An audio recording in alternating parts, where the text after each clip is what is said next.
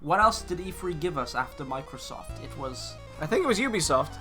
What did Ubisoft do, Baz? It was Ubisoft! They did a bunch of shit that I didn't care about, except Watch Dogs Legion looks really fucking cool. Oh my god. I don't like Watch Dogs 1 or 2. I don't. I heard 2 was alright. I heard that too, but I don't believe them. But Watch Dog Legion looks genuinely interesting. The permadeath mechanic looks fucking cool. Basically, I remember it started off with this bald British guy, like a really macho dude, going into like this place, and then he gets killed. It's like, okay, I don't know if that was supposed to happen, but sure. And then it just zooms out to the world. It has his name pop up, and then the words permadeath go over him. And it's like, okay. And then it just zooms in on another random person. It's like, okay, so you can recruit people, and you can play as them. You can't just recruit people. You can recruit anyone. Any NPC you see, including elderly women, you can recruit for this revolution that you're... Hold on. Yep. What you're saying here sounds a lot like another game. Are you perchance saying that Watch Dogs 3 will have a Fulton mechanic similar to Metal Gear Solid 5? A little bit. It's not... I mean, Metal Gear Solid 5 is you could recruit anyone. You could recruit anyone. Every NPC is fully voice acted. Really? Fully voice acted. Huh.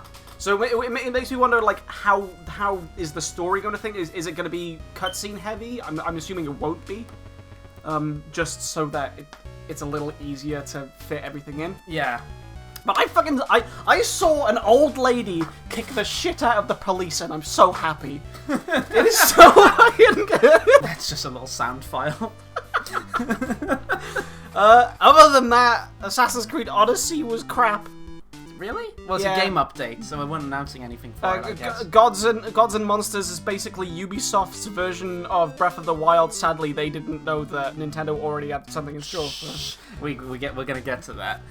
Ghost Recon Breakpoint looked alright. It's another Ghost Recon game, isn't it? It had that guy from Walking Dead in it.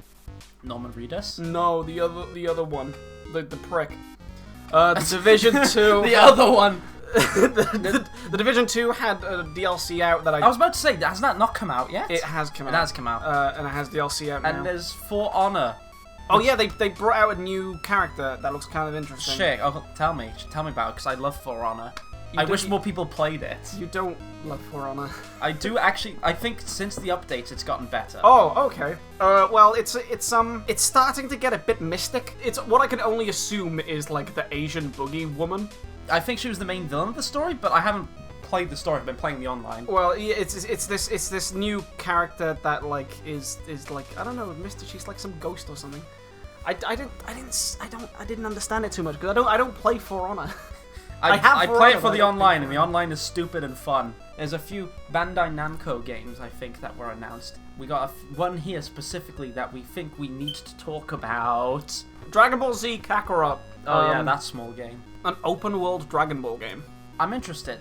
At the first bit when I saw the combat, seems like an action RPG in the same vein of, like, I don't know if I'm correct in saying it, but like Devil May Cry or something like that? I'm also hoping that it isn't just a retread of the Dragon Ball Z story again. It is what it is. Yeah, but I've seen some gameplay and some side quests. Oh yeah, there's Goku fishing. And like they he had sticks his little tail in the water. Like they had Android 8 there, and I was like, okay. So there's more stuff to it. There's more stuff to it. It's like, what if Goku went here during this? It's like you can expect they'd be there. Yeah. But it's just that he didn't do that on the story. Code Vein still doesn't have a release date yet. I don't know, does it? I think it does. We have a release date. It is 27th of September. Oh shit, that's not too far away. Alright, yeah, I'm interested in Code Vein because it's Dark Souls. Mm-hmm. That's all I need to say. It really is. It's anime Dark Souls. It's anime Dark Souls done by the guys who did God Eater. Yeah. And God Eater 1 is magnificent. Chef's kiss. Yeah. Deny me! All of the God Eater games are good, not just one. I've only played one, though. You've seen a bit of 3. I've seen a bit of 3, and the story was weird.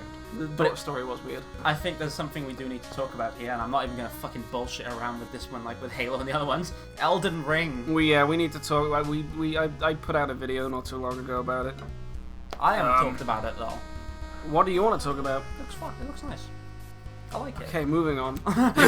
No, I am really interested because it does seem like Miyazaki. He's such a great visionary when it comes to creating worlds, lore, and a game that you can get completely immersed in. So like, it might not be Dark Souls 4, but it's Dark Souls 4. It's the next best thing. So I'm not gonna beat around the bush. It's gonna be a massive open world. It's gonna have character customization. It's gonna have way more weapons than Dark Souls 3, which I'm looking forward to. Did they confirm that, by the way? Yeah, they didn't confirm that. It's gonna be the biggest From Software game to date.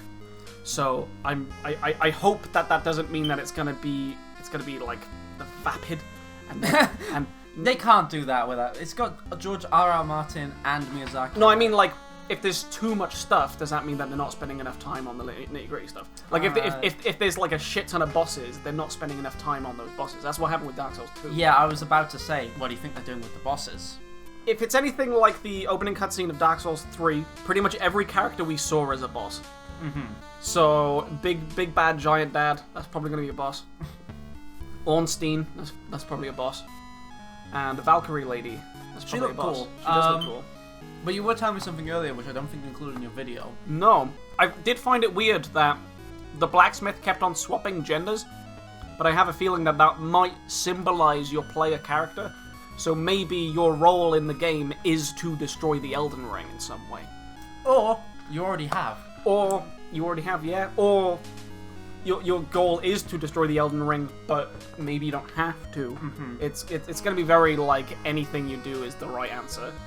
Well, I mean, the female character didn't look like she was hammering it. Or she was holding the hammer. She didn't look like she was... The male character really was, actually, like... Yeah. She looked like she wasn't. So, So maybe, you think that was the endings, maybe? Or, like, that was the player choice? Destroy or don't destroy the Elden Ring? It could be. Because Dark Souls 1 did a similar thing with its first release trailer.